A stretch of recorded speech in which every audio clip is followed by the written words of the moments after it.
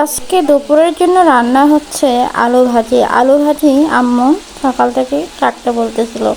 তো আমি সকালে ঘুম থেকে উঠতে ইচ্ছা করতেছিল না, বাইরে থেকে হাঁটে এসে আবার একটু ঘুমাইছিলাম।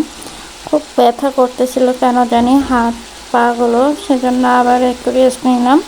নিয়ে আবার আম্মুকে বললাম যে আলু কেটেছে। হ্যাঁ, আমি আলু কেটেছি, রান্না বসাই দিচ্ছি। দেরি হয়ে যাচ্ছে, কারেন্ট থাকতেছে না, অনেকবার বিরক্ত করতেছে। খুব খারাপ লাগে রান্না করতে করতে, জানেন তো। ঘুরিয়ে গাকা ডাল, মসুরের ডাল দিয়ে রান্না করছে, অনেক সুন্দর লাগতেছে।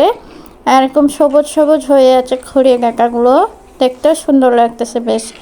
আর ডাল দিয়ে রান্না করলে তো মনে হয় খেতে বেশ ভালো হবে। আপনারা কি ট্রাই করেছেন কখনো ঘুরিয়ে গাকা দিয়ে ডাল রান্না? তো যে যারা খাননি তারা এভাবে একবার রান্না করে দেখবেন, খুব ভালো লাগবে কিন্তু খেতে। কাঁচা আম দিয়েও ভালো লাগে, কাঁচা আম টক ডাল ওটাও ভালো লাগে। আবার ঘুরিয়ে কাকা দিয়ে যে কোনো সবজি দিয়ে ডাল রান্না করলে খুব ভালো লাগে। তো এবার শাক রান্না করব। কলমি শাক এনেছিল আব্বু বাজার থেকে, কলমি শাক আর মিষ্টি কুমড়া এনেছে। তো সুন্দর করে আম্মু রসুন আর শুকনা মরিচ দিয়েছে। আমি বললাম আর কিছু দিবা না? বললো যে না, আর কিছু দেবো না, এগুলো দিয়েই ভেজে নিয়ে তারপরে শাকটা তেলে দেবো। তারপরে শাকটা তেলে দিয়ে ভেজে নেব। তারপরে আমার মাথায় একটা বুদ্ধি আসলো যে শাকের কি জানি আরেকগুলো দিয়েছিলাম, আছে ওগুলো? বললো যে হ্যাঁ আছে, শেষ হয়নি এখনও। তো বললো যে বললাম যে তাহলে নিয়ে আসো, নিয়ে আসে আমি এগুলো ভাজতেছি, তাহলে তুমি নিয়ে আসো, নিয়ে এসে দিয়ে দাও। দেখতে সুন্দর লাগবে, আবার খেতেও সুন্দর লাগে। এই জিনিসটা অনেক স্বাদ, জানেন তো। একবার যদি খান তাহলে ভুলতে পারবেন না, অনেক স্বাদ। আসলে তিলের মতো দেখতে লাগে, আসলে কিন্তু তিল না। তিল যেরকম সাদা, এটাও তেমন সাদা। আচ্ছা, দেখি কেমন লাগতেছে দিতে দিয়ে। তো আম্মু নিয়ে আসতেছে ফ্রিজ থেকে বের করে, এই যে দেখুন অনেক সুন্দর তিলের মতো, তাই না? পুরোটার মানে হচ্ছে তিল, আসলে তাই না। তা না, এই যে আম্মু বের করে দেখালো, এগুলো হচ্ছে পোস্তদানা। পোস্তদানা খুব সহজে কিন্তু পাওয়া যায় না, পোস্তদানা কিন্তু অনেক দাম। পোস্তদানা আমাদের এদিকে অনেক দাম, ভারতে কিন্তু অনেক কম দাম বেশ। আর হচ্ছে ওরা অনেকগুলোতেই ইউজ করে। আর আমিও শাক ভাজি করে নিয়ে আর দুপুরে নামাজ পড়ে পানি, খাবারের পানি নিয়ে বসে পড়লাম। মটর থেকে পানি নিতে হয়। তো এই তো খাবারের প্লেটে রয়েছে আমার আলু ভাজি রয়েছে আর শাক ভাজি পোস্তদানা দিয়ে। আমার কলমি শাক কিন্তু খুব প্রিয় শাক। আর কালকের করলা দিয়ে মাছ দিয়ে রান্না করেছিল, ওগুলো নিয়েছি। তো ধন্যবাদ সবাইকে। আমার ভিডিওকে ভালো লাগলে লাইক কমেন্ট শেয়ার করবেন। এদিকে বারবার বিদ্যুৎ চলে যাচ্ছিল আর আম্মু রান্নার ফাঁকে ফাঁকে এসে আয়রন করতেছিল।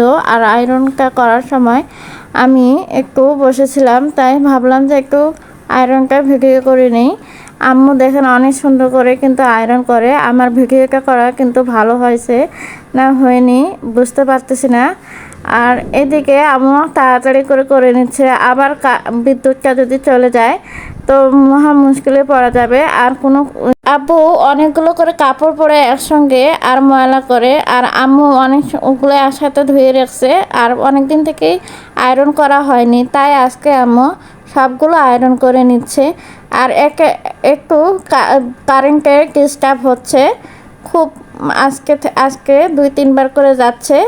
আর আম্মু তাড়াতাড়ি করে আসে, শুধু পাঞ্জাবিটা ইস্ত্রি করে নিচ্ছে ভালো করে সুন্দর করে। তো আমি ভাবলাম একটু ভিডিও করে রাখি।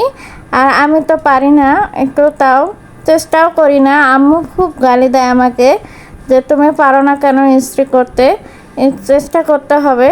তো আমি বলি যে তুমি এখন আছো, তুমি করো, তারপরে আমি দেখা যাবে, তখন আমি নিজে নিজে করব। আম্মু কিন্তু একা একাই সব কিছুই করে, রান্না বান্না থেকে শুরু করে সব কিছুই আম্মু একা একাই করে। আর আমি একটু টুকটাক একটু হেল্প করে দিই। আমি সব কাজেই মোটামুটি পারি, কিন্তু আয়রনটা করতে পারি না। খুব কষ্টের কাজ এটা, আমার খুব চিন্তা হয় যদি কাপড় পুড়ে যায় বা কাপড়টা নষ্ট হয়ে যায়, সে ভয়ে আমি আর কি হাত দিতে চাই না।